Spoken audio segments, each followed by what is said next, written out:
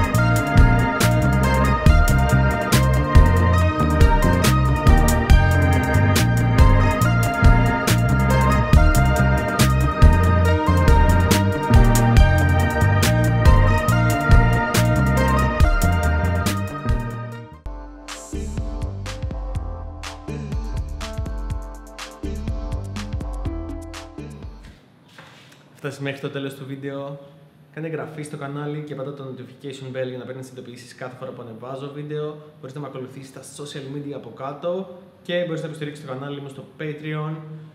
Μέχρι την επόμενη φορά, είναι η αλλαγή που θέλεις να δεις.